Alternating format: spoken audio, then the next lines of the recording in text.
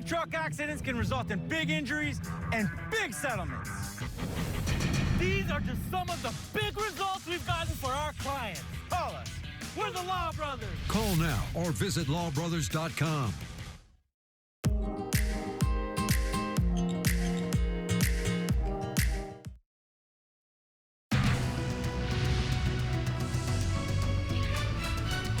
Now at 4, crews are gaining some containment on the wind-driven Franklin fire burning in Malibu, but the massive flames remain a major threat to the community. Good afternoon. This is the KTLA 5 News at 4. I'm Samantha Cortese. And I'm John Fenolio. Evacuation warnings and orders remain in effect today, while many roads are still closed. KTLA's Alina Abovian is live in Malibu with the latest on the firefight. Hi, Alina. Hi, Sam and John. That's right. They are still continuing this firefight. It is now day 3. Now, the good news is they have a little bit of containment. The last time the LA County Fire Department gave us an update, they were at 7%, more than 7,000 acres burned, and we're waiting for a new press conference coming up today at 5. Malibu resident Emmett Harrington is one of few people in town today. He's sweeping up his place, Red Ladder Gallery, creating a safe space for anyone who needs it. There's enough people that are suffering, and like I say, the PTSD from the last fire is so resonant still here in town that I think people will need a place to come and gather and have a glass of wine and so on and so forth.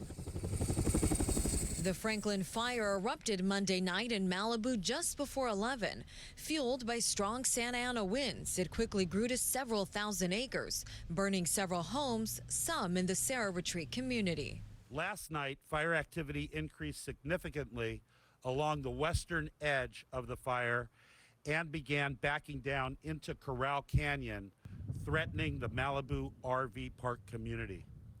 Structure threats were mitigated in this area, and additional structures were damaged.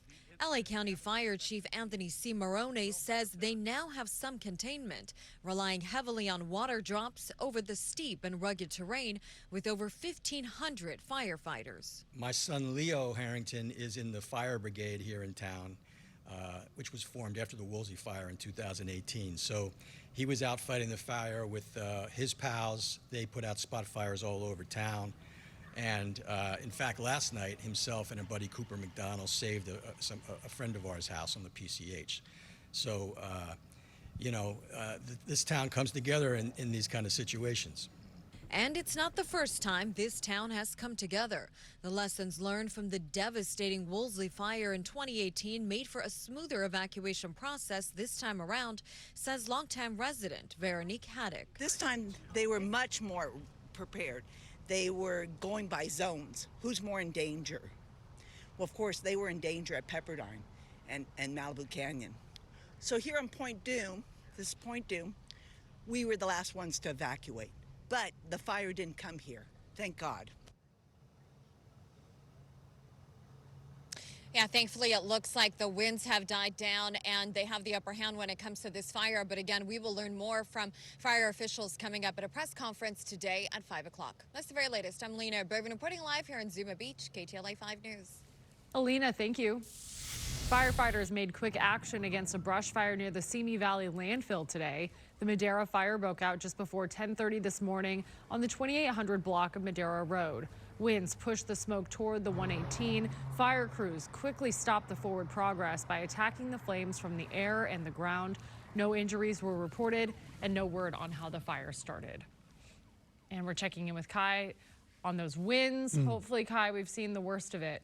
Yeah, it's done, and that's the best news I can provide for everybody, is that the fact that the Santa Ana wind event has now come to a close. Still some light breezes in certain mountain, foothill, valley communities, but again, we're looking forward to the final last gasp of those Santa Ana winds. And the best news of all is the data on the top of the screen. As you can see, no wind gusts in the Malibu area along the Franklin fire line. Still, once again, a light breeze, winds at 7 miles per hour, and unfortunately, well, it's still very dry. You can see the humidity value at 16%, but also good news is that the red flag, yes, the red flag warning expired a little bit earlier this afternoon as well. And look at Southern California again, light winds all across the region for now. But once we do make our way into tomorrow afternoon, we'll, instead of Santa Ana winds, what we'll begin to see are westerly winds making their way through much of the mountain valley, passes communities in the Riverside, San Bernardino County area. We could see winds sustain anywhere between about 20 to 30 miles per hour. Now, the reason for the west winds,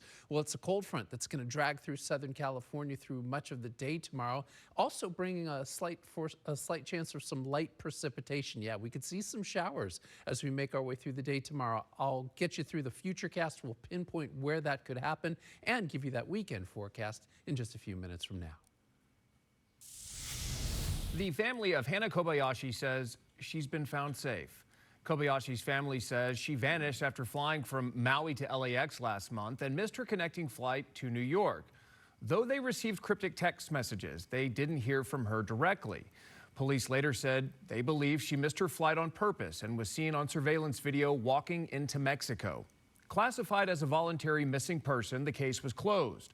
The family has not shared details on how or where she was found, but thanks supporters in a statement, asking for privacy as they heal. FBI Director Christopher Wray announced his resignation today. Democrats and Republicans are reacting to the news. Wray said he's leaving to, quote, avoid dragging the Bureau deeper into the fray. After weeks of careful thought, I've decided the right thing for the Bureau is for me to serve until the end of the current administration in January and then step down. Christopher Wray has announced his resignation as FBI Director. This is not easy for me. I love this place. I love our mission, and I love our people. Then President Trump appointed Wray in 2017 after firing James Comey. But today, the president-elect is celebrating, posting on Truth Social, "The resignation of Christopher Wray is a great day for America, as it will end the weaponization of what has become known as the United States Department of Injustice." While Democrats expressed disappointment, He's provided really important public service and acted with integrity.